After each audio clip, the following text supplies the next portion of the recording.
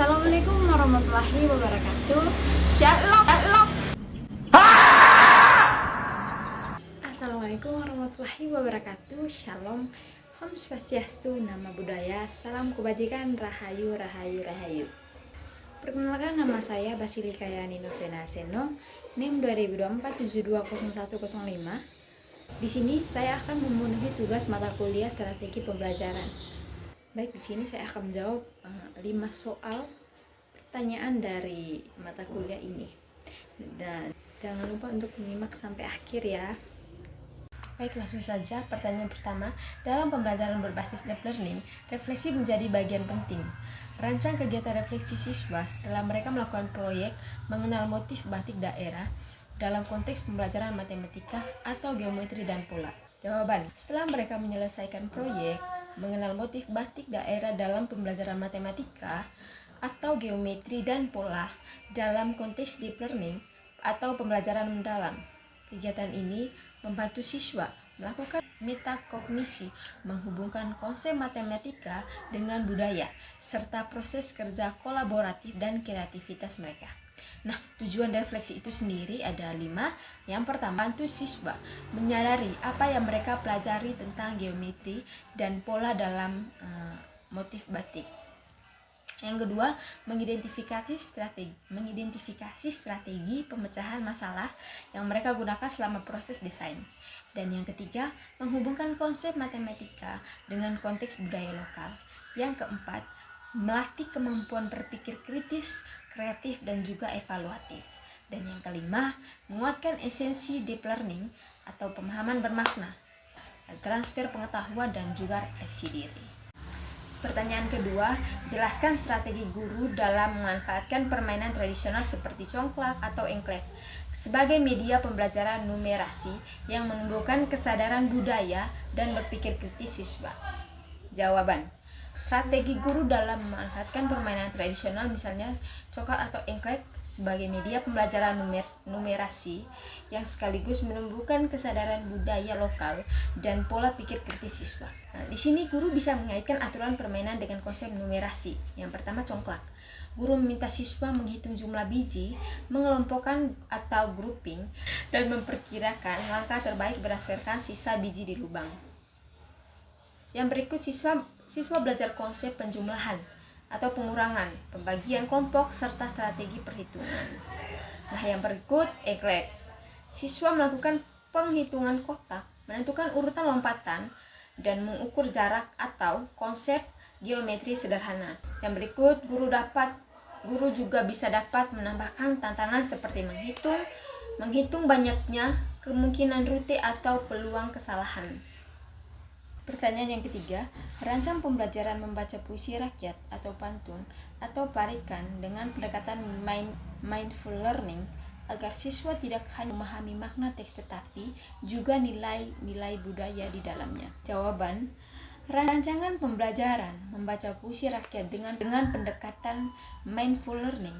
Melalui kegiatan mindful learning ini, siswa mampu membaca pantun atau parikan dengan penuh perhatian atau mindful reading, menganalisis makna literal dan makna simbolik dalam puisi rakyat. Yang berikut, mengidentifikasi nilai budaya atau kesantunan, kearifan lokal, humor, kritik sosial halus. Refleksikan relevansi nilai budaya tersebut dengan kehidupan sehari-hari. Pertanyaan yang keempat, jelaskan bagaimana guru dapat menilai hasil belajar siswa secara autentik dalam kegiatan proyek matematika dalam budaya pagar tradisional yang mengintegrasikan literasi dan numerasi berbasis kreativitas lokal.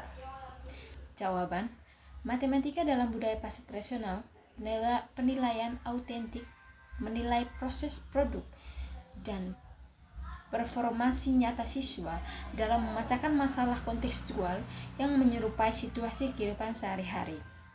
Dalam proses pasar tradisional, guru dapat menilai secara holistik sebagai berikut. Yang pertama, penilaian perencanaan dan proses investigasi. Guru menilai bagaimana siswa mengidentifikasi masalah matematika di pasar atau misalnya perbandingan harga diskon, takaran, konversi satuan atau total belanja. Yang berikut, mengumpulkan data melalui observasi lapangan, wawancara pedagang, atau dokumentasi. Yang berikut, mencatat informasi dalam bentuk catatan lapangan, grafik sederhana, atau tabel harga. Yang berikut menunjukkan sikap kolaboratif, sopan, dan juga menghargai budaya pasar. Yang kedua, penilaian numerasi dalam konteks nyata. Guru menilai kemampuan siswa menerapkan konsep matematika seperti menghitung total belanja dan kembalian, membandingkan harga antar pedagang atau numerasi perbandingan. Yang berikut mengonversi satuan ons atau kg, liter atau ml, ikat atau biji. Yang berikut menyimpulkan tren harga atau perbedaan kualitas barang. Baik, pertanyaan yang kelima, berikan argumentasi kritis mengapa integrasi kearifan lokal dalam pembelajaran berbasis deep learning penting untuk membangun literasi budaya dan numerasi kontekstual pada siswa sekolah dasar. Dan sertakan landasan teori dari minimal satu ahli. Menurut Bransford, Brown, dan Chocking, pada tahun 2000, pembelajaran akan menjadi deep learning ketika siswa mengaitkan informasi baru dengan struktur pengetahuan yang sudah mereka miliki. Kearifan lokal berfungsi sebagai prior knowledge yang sangat dekat dengan kehidupan siswa. Argumentasi yang pertama, siswa SD berada pada tahap operasional konkret atau Piaget, sehingga mereka memerlukan objek, aktivitas, dan situasi nyata untuk memahami konsep abstrak.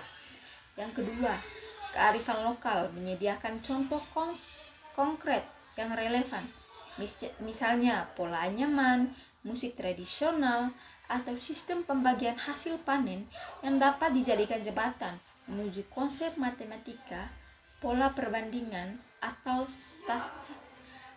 statistik sederhana. Dan yang ketiga, integrasi ini memungkinkan pembelajaran mendalam karena siswa tidak hanya menerima pengetahuan, tetapi mengonstruksi dan